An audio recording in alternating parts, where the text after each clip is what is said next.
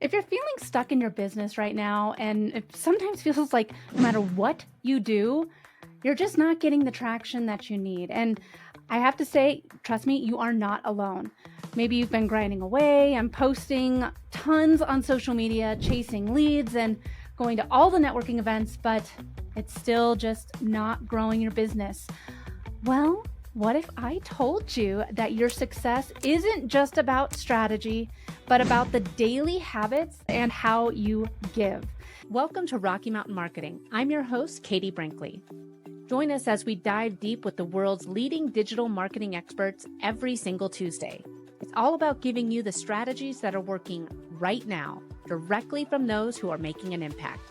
With my 20 years of experience, I'm here to help you navigate the world of digital marketing. Whether you're looking to sharpen your skills or transform your business, you're in the right place. Let's get started on today's journey to success. So today's guest has built and lost multi-million-dollar businesses. He has learned the hard way of what actually moves the needle. And honestly, he's come back stronger than ever. He is the chairman of Napoleon Hill Institute, the former CEO of Lee Steinberg Sports and Entertainment, which inspired the movie Jerry Maguire. And he's one of the top business coaches in the whole wide world. Yes, folks, he is none other than Dave Meltzer, and he is here to share his 5 daily practices that are going to transform not just your business, but your life. And he's going to share a little bit about the infinite loop of giving, which is a concept that could change how you think about success, both personally and professionally.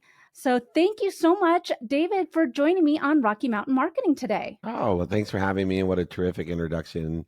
What an honor it is to be here to talk about my favorite thing, behaviors that create exponentiality and results that we're looking for, or even better within the context of that abundance, the infinite loop of more than enough of everything for everyone. So, anyone out there that feels stuck or feels as if they're lost or about to quit, just remember it's not the mistakes that you made. I've made more and bigger ones than most people on earth, but it's the lack of commitment that will stop us from getting to where we want to be or better. So hopefully today I can inspire you with the commitment that's necessary and the behaviors to get you to where you want to be or better faster.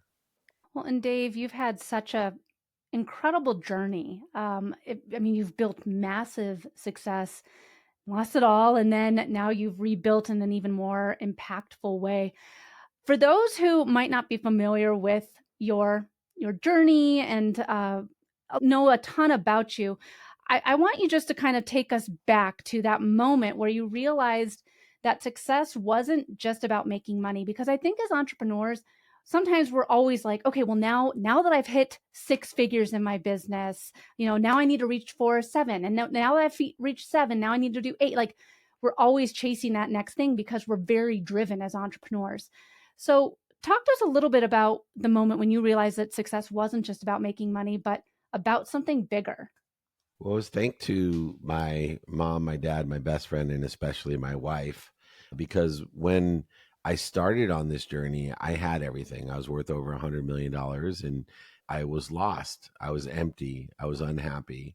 And came one night where my wife had enough of it. She told me she was leaving me. I came home at 5:30 in the morning after lying to her about going to the Grammy Awards with Little John the Rapper, and told me she was leaving, that I should take stock in who I was and what I wanted to become, because she didn't want to wait around to see the disaster that was ahead of me. And at first I was resistant, as I was when my mom, my dad, and my best friend told me I was lost. And I told them each at that time that I hated them and I wanted nothing to do with them. How could they talk to me that way after everything I had done for them? And I had the same response initially to my wife. But when I woke up in the morning, that moment hit me as I sat in bed thinking that I do hate my mom, I hate my dad, I hate my best friend, and now I hated my wife. I realized that I hated myself, and that in order for me to live the life that I was meant to live, the one that I had learned about when I was young and had nothing, with a single mom and 6 kids who worked 2 jobs and packed my dinner in a paper bag in between her 2 jobs just so we could eat, I realized that I better take stock in who I was, and that if I couldn't love myself, I wasn't ever going to love the people that were most important to me. And so through self exploration over the last 18 years, which was inclusive of me losing everything. Ironically, people think when I lost everything and went bankrupt in 2008, that was the basement. I like to tell them my basement had a basement. It was 2006 when I had to come to the reality that I myself was a liar, a cheater, a manipulator, an overseller, a back end seller, and I hated myself. And so through gratitude and empathy, forgiveness, and accountability and effective communication, I've created behaviors through these practices in order to effectuate exponentiality. So no longer do I pursue commissions and hoping those commissions would be my mission. I now pursue a mission, and the commissions seem to follow. And it's worked really well. And on that mission is to empower others to make a lot of money, to help a lot of people, and have a lot of fun. Well, and I think that as like I said before, as entrepreneurs, we're always chasing that next milestone. We're always chasing growth. But you talked about in 2006, that's when you realized like, oh, you kind of hated yourself. And it wasn't really what mattered anymore. And that's where the 5 daily practices has really transformed so much of your business and your life. So can you break down what your 5 daily practices are and why they are so essential for business owners? Absolutely. Well, first of all, most people don't realize behaviors are what create progress. And good behaviors are behaviors that are aligned with where you want to be, not where other people want you to be, not what's missing, not what you don't have. Bad behaviors simply interfere with it. So my good behaviors could be your bad behavior and vice versa, depending on where we want to be or better. And so I've developed 5 daily practices to create consistent, persistent behaviors to get to where I want to be or better. And they work with whatever you want as well. So the first step is that the realization most people live in nothingness. They live like tubes, food in, food out. They roll a boulder to the top of the hill all day long, just to have it roll down to the bottom, like in Camus' The Stranger in the Myth of Sisyphus. Instead, to take the nothingness that most people live in and make it a possibility, we just need to know what we want today.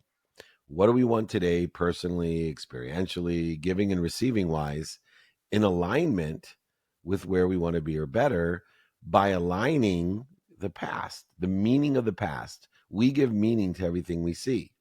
And so it's a power of co-creative nature to give meaning to the past failures, setbacks, mistakes, void shortages and obstacles, even successes, defining moments and historical relevances.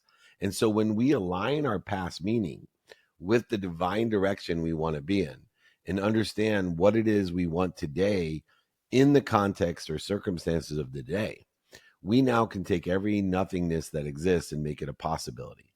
The second daily practice is the fastest way to get to where you want to be or better is to know your who. Who can help us and who can we help? It's that simple. The fastest way is to find someone that's already in our divine direction, already there, and ask them for directions or help someone get to where they want to be. And when we do that, the possibilities of knowing our what becomes probability, a mathematical advantage of knowing our who. Then the third daily practice is to utilize the God's guarantee, the only certainty that exists outside of us. God guarantees us one thing tomorrow. That is 24 hours. It is the only certainty of tomorrow. Everything else is circumstantial and uncertain about tomorrow. Everything that is certain is within us. Our skills, our knowledge, and our desires, they're all within us and they are certain. But outside of us, there's no certainty other than we're guaranteed 24 hours a day, every day of our life, except for the last day. God guarantees he'll cheat you. Seconds, minutes, or hours, he's going to cheat you the last day, but he guarantees every other day you get these beautiful, wonderful hours with whatever activity that you want to use them for. And so knowing our how is separating those activities by circumstantial or non-circumstantial behavior. Non-circumstantial behavior is non-negotiable behavior. So I take the most important things in my life and I make a commitment to doing them every day, a minimum amount of time on my sleep. I have a sleep coach. I am an expert at sleep. I'm going to be in the Sleep Hall of Fame someday for being the best sleeper you've ever met. And so that means, Oh man, I love it.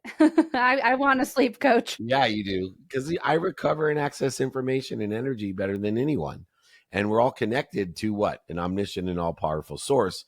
So if I'm accessing information and energy better than anyone, regardless of my age or physical strength, I have more energy and knowledge than anyone.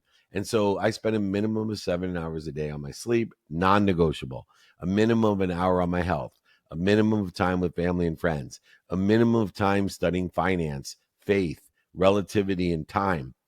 And it takes me about approximately 11 and a half hours, including sleep, to have intentional, non circumstantial, non negotiable behavior. I don't have to think about it because no matter what happens today, I'm committed to getting that done with the minimum amount of time. Well, that leaves me about 12 and a half hours to do whatever I want, what I call circumstantial behavior. And with knowing my how, now I can prioritize activities according to not only my sleep, but what I get paid for, what I don't get paid for, what's planned, what's not planned. And now, not only do I have a non circumstantial relativity in my life, but I do have a better way to handle variant behavior and the uncertainty that exists outside of us with circumstances like weather, interest rates, all the in laws coming into town, all the things that we seem to throw us off track. The fourth daily practice is know your now. You see, 100% of the things you do now get done, and 100% of the things you do next get done. So, know your now, know your next takes not only the possibility, probability, and perspective created by knowing your what, your who, and your how, but it gives us a reality because we're actually manifesting and monetizing and materializing what we want, who can help us, and how to get it done into a re and a prioritized state, meaning we're always pre-prioritizing, reprioritizing, and prioritizing activities according to what? The circumstances of the day, according to the meaning of the past, and our divine direction. And this reprioritization of now allows us to make all the detours of the day divine. So instead of being punished by the detours, the interest rates, the weather, the in laws, we're promoted, protected, loved, and perfected by them, which leads to the final daily practice. Apply your why. So many people, as we started this interview, feel stuck. They're searching for their purpose, they're searching for their why. And in the context of the paradigm shift of applying our why to the reality of the what, the who, and the how, we actually acknowledge that we live in spirit, that we live connected to and through, like I said, the all knowing and all powerful.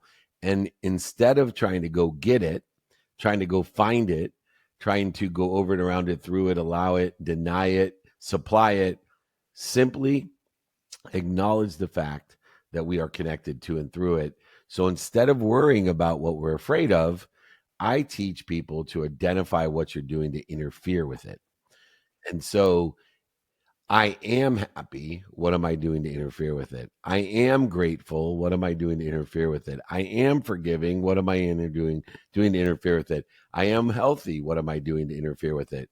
Because I know I'm part and parcel of an infinite, abundant, unified system of more than enough of everything for everyone. So in the context of applying my why, instead of paying millions of dollars for therapy and personal development, I look at an instant and obvious behavior, which is the way I react to fear. I don't care what I'm afraid of.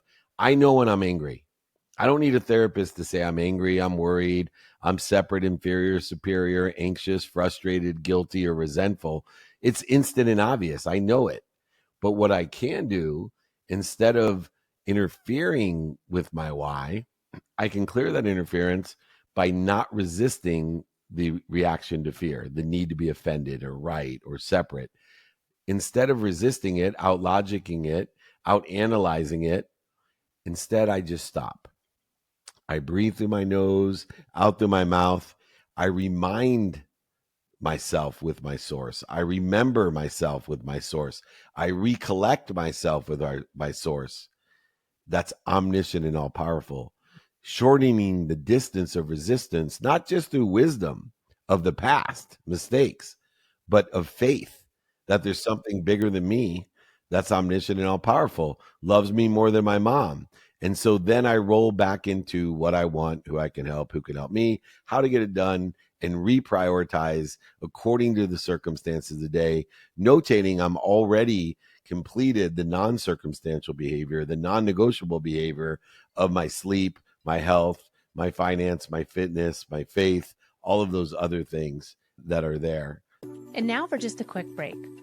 You've heard me talk about some of my favorite social media tools on the show, and one of them is a tool called Metricool. Metricool allows you to plan, analyze, and grow your digital presence all in one place.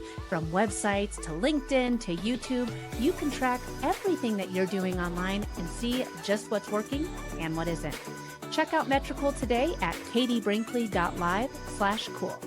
Just a note, if you use the links I provide, I may receive compensation.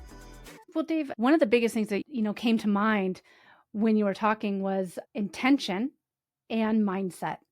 The mindset of an entrepreneur, man, 3 a.m., my mind is pretty mean to me. It tells me all the emails I didn't send, it starts my to-do list, all of the things that's wrong that I'm not doing. And with the, tip number 5, the daily practice number 5 of, I already am happy. What am I doing to prevent that? That is such a big shift, I think, that so many of us need to really consider. Like, we're kind of putting up the barrier and the blockage in front of us by saying, oh, well, I haven't done this yet. I'm not going to send that email at 3 a.m. Like, why am I starting that now? Like, I'm creating these roadblocks and my own unhappiness. I'm preventing myself from sleep.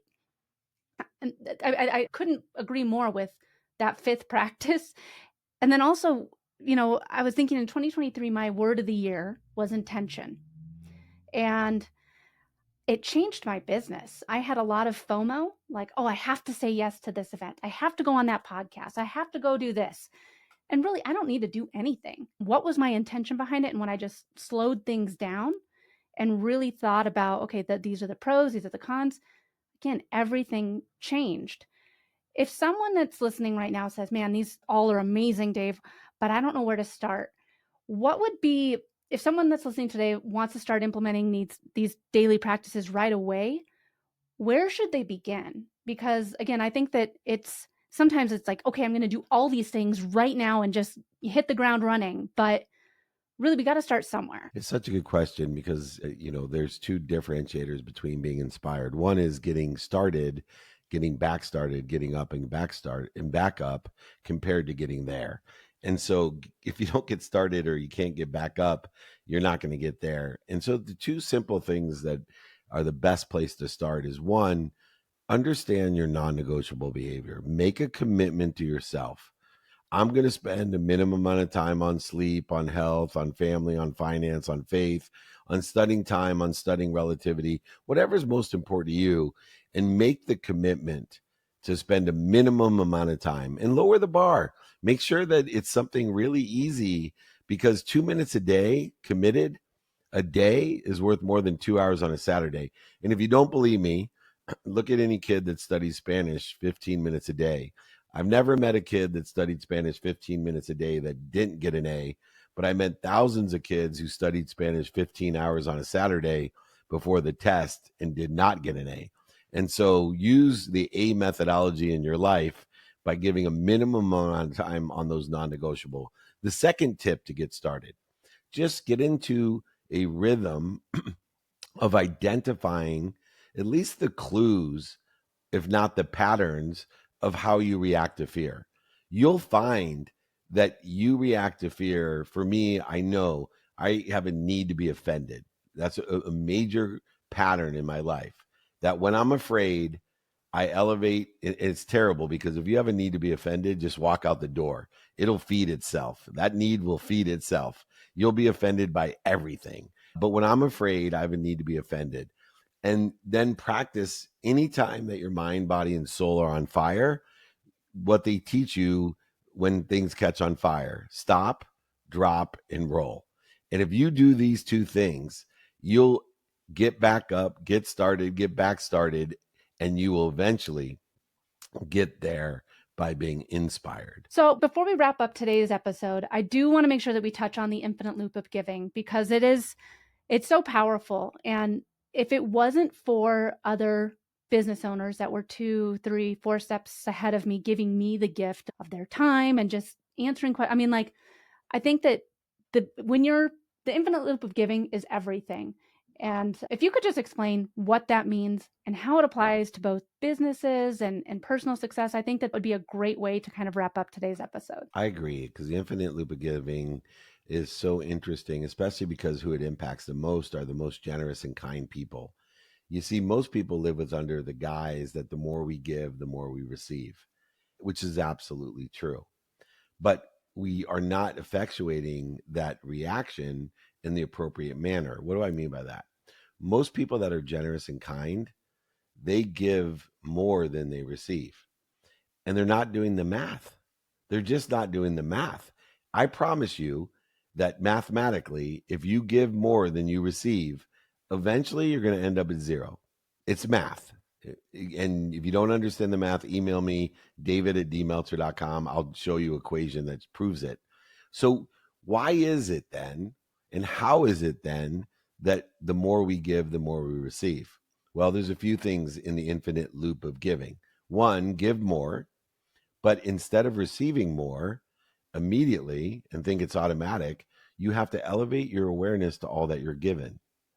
And so number one thing is, the more we give, the more we're given.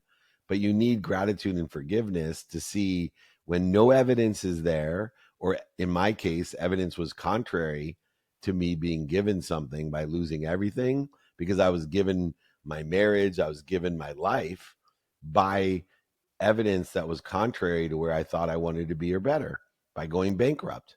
But it was a gift. It was a protection, promotion, love, and perfection. So the more you give, the more you're given. Now, the more you're given, we have a really difficult position to be in. The more we need to receive. And most kind and generous people don't like receiving. They feel bad. They feel guilty. They feel resentful. So they deny all that they're given because they're afraid to receive, or they don't want to receive. And then they're denying people a great joy, because when people give to us, they feel so great. They don't even take into account, wow, I have an opportunity to make someone feel really good by receiving. And then, as a constitution of faith, an illustration of faith, even those people that give feel bad about asking for more. They truly don't have faith there's more than enough of everything for everyone. So the more we give, the more we're given. The more we're given, the more we receive. The more we receive, the more we should ask for, so we have more than more. Then we give more than more, be given more than more, receive more than more, ask for more than more than more.